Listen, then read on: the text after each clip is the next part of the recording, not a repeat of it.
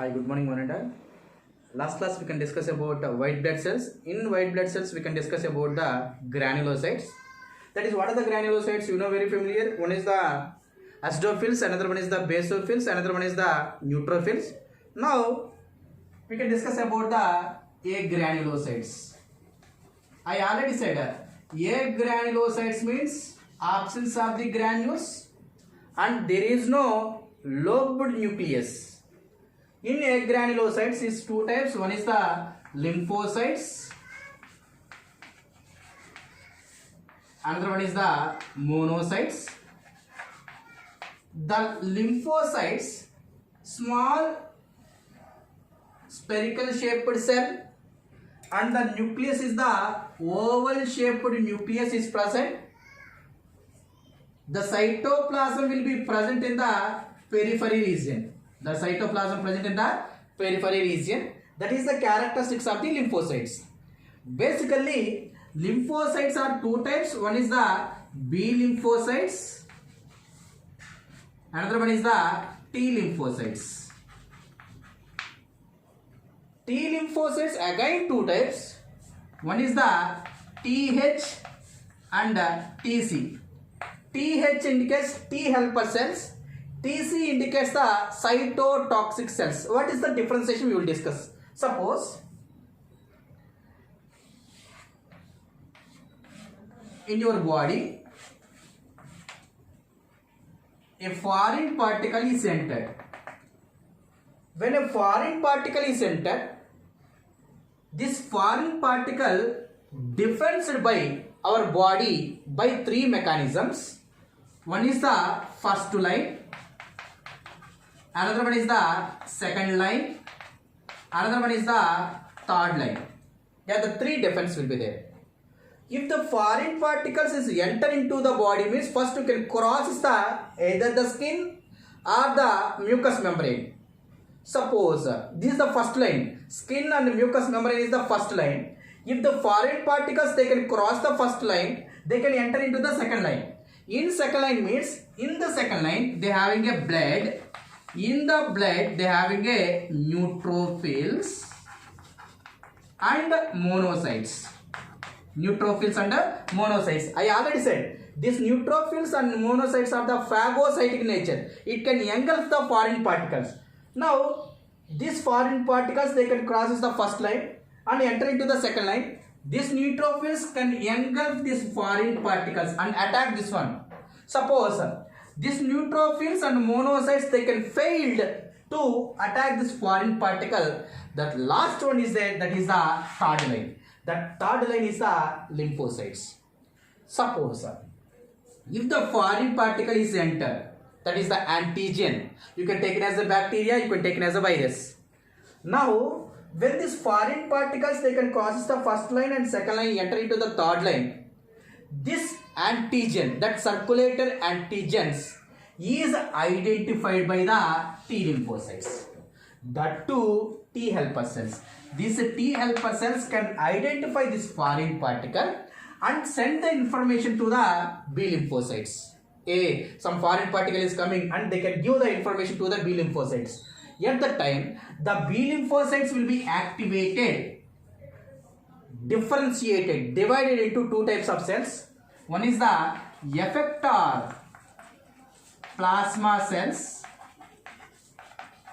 Another one is the long-lived memory cells. Long-lived memory cells. See, B lymphocytes will be activated, differentiated into two types of cells. One is the effector plasma cells, another one is the long-lived memory cells. This effector plasma cells, it can produce the antibodies like a police. These antibodies they can attack these foreign particles. At that time immunity power will be increases. Suppose if the same foreign particle again it is enter into your body, at that time already they having a long-lived memory cells is there. This long-lived memories, I know about your structure. At that time this long-lived memory cells and very fastly attack this antigens. Like that our immunity power will be increases. That's why here the lifespan of the lymphocytes few days or few hours to many years. That is the characteristics of the lymphocytes. And then monocytes. See, I already said monocytes and lymphocytes, monocytes and neutrophils both are the phagocytical nature. Here, in monocytes, the nucleus is the kidney-shaped nucleus or reniform nucleus is present. When this monocytes is enter into the connective tissue, that will be named as a macrophages. If you observe in the areolar connective tissue, I said macrophages.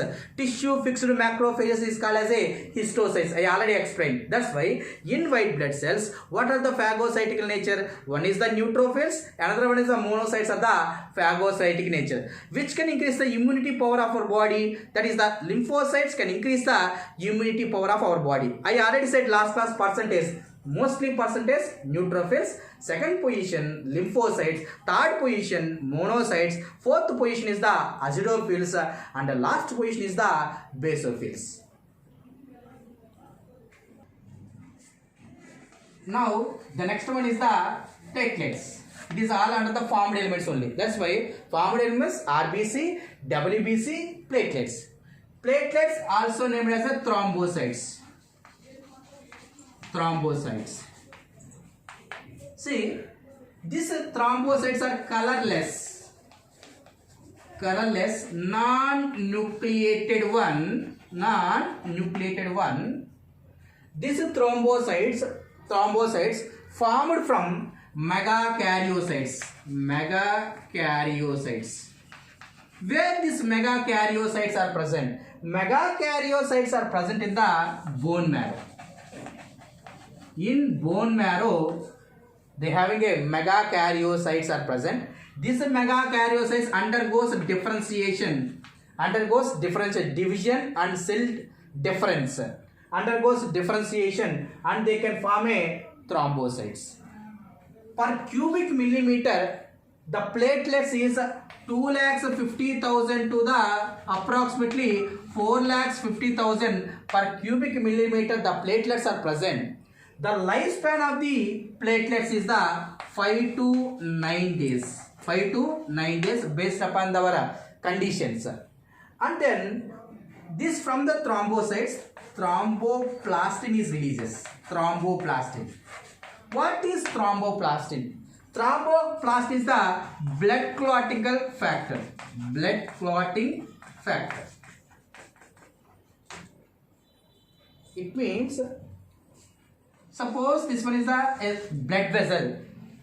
A blood vessel is injured and blood is oozes out, and this ooze is sealed with blood clotting factors. Here it is a cascade reaction. Cascade reaction means so many multiple reactions takes place at the time sealing takes place in the wound region or injury region. Totally for us 12 blood clotting factors is there. In that, first one is the fibrinogen is the first blood clotting factor. Next one is the prothrombin. Third one is the thromboplastin. This is the blood clotting factor 3. Due to this thromboplastin, it can seal the blood vessels where the injuries takes place. That is the main use of the platelets. Now we can go for a very important topic, that is lymph. What is lymph? How the lymph formation takes place? Lymph is a colorless, lack of RBC, lack of platelets, lack of large plasma proteins. Lack of large plasma proteins, and they having a more WBC, and also they having a nutrients, and also they having a salts, and also they having a more amount of carbon dioxide, less amount of oxygen, and also they having a waste materials and some solutes. These are the characteristics of the lymph. lymph is a colorless one. Why it is a colorless one? There is no RBC and there is no platelets and there is no large plasma proteins. Large plasma means RBC like that is not present, and the albumins, globulins, that type of things is not present. And then, but they having a more amount of white blood cells in their plasma, and they having a nutrients, and they having a salts. These are all under the solutes, and they having more carbon dioxide and a very less amount of oxygen and waste materials is present. How this lymph formation is takes place? Now suppose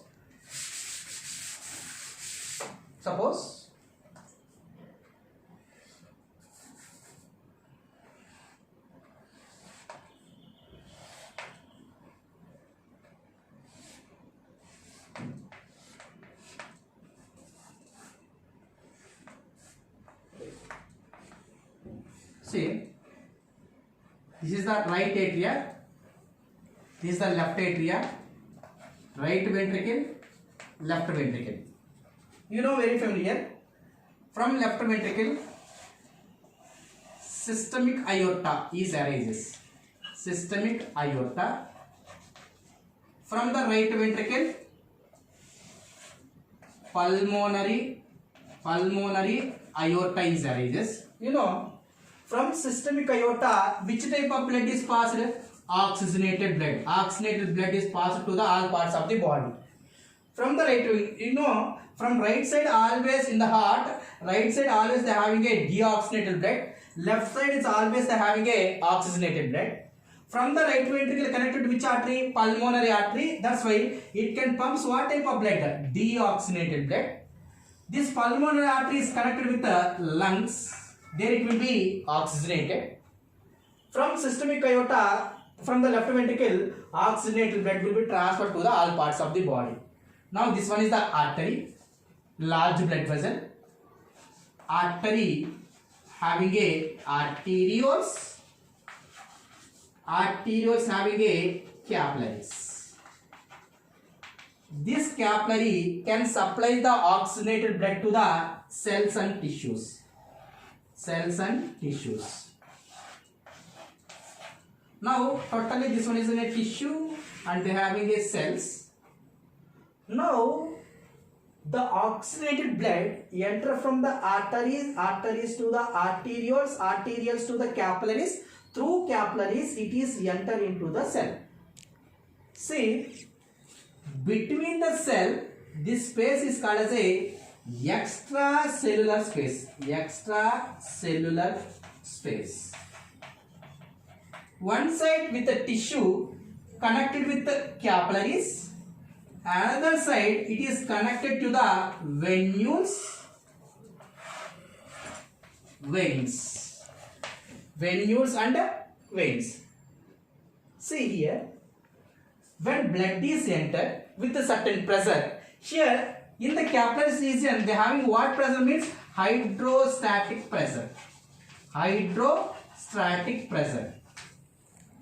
Why they having a hydrostatic pressure means in blood they having a more amount of plasma, that is a 55%. In that 55%, 92% they having a water. That's why water indicates the hydro. That's why in blood, in plasma, they having more amount of water. Due to the water, it can exert a pressure. That pressure is called as a hydrostatic pressure. Due to the hydrostatic pressure, the large plasma proteins and nutrients, gases is everything enter into the cell.